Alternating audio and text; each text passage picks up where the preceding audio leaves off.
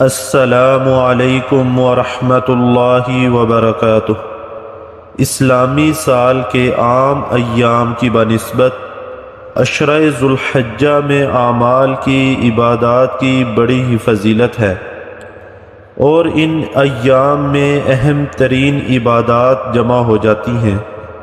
علامہ ابن حجر رحمہ اللہ فتح الباری میں یہ نکتہ بیان کرتے ہیں کہ عشرہ ذو الحجہ کی امتیازی فضیلت کا سبب یہ معلوم ہوتا ہے کہ ساری اہم ترین عبادتیں اس عشرے میں جمع ہو جاتی ہیں، اور وہ ہیں نماز، روزہ، صدقہ اور حج۔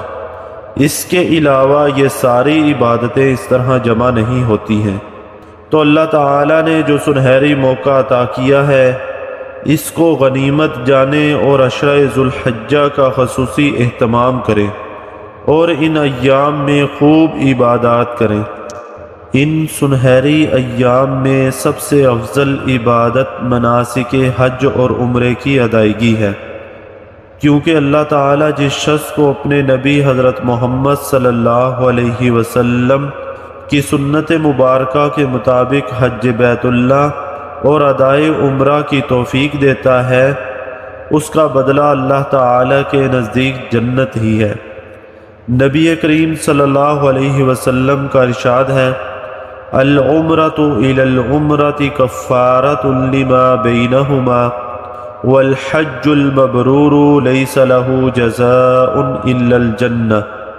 ایک عمرے کے بعد دوسرا عمرہ اپنے درمیان کے گناہوں کے لیے کفارہ ہے، اور حج مبرور کا بدلہ سوائے جنت کے کچھ نہیں۔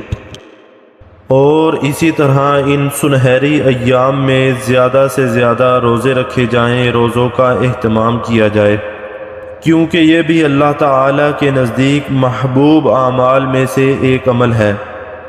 رسول اللہ صلی اللہ علیہ وسلم نے فرمایا، ما من عبد یصوم یوما فی سبیل اللہ الا باعد اللہ بذلک اليوم وجہہ عن النار 70 خریفا۔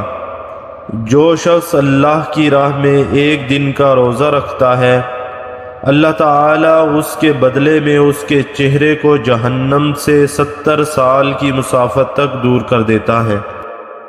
یہ تو روزے کی عام فضیلت تھی، جبکہ عشرہ ذو الحجہ میں رسول اکرم صلی اللہ علیہ وسلم ذو الحجہ کے پہلے 9 دن روزہ رکھا کرتے تھے، اور نبی کریم صلی اللہ علیہ وسلم نے فرمایا، صیام یوم عرفۃ احتسب علی اللہ ان یکفر السنۃ التی قبلہ والتی بعدہ۔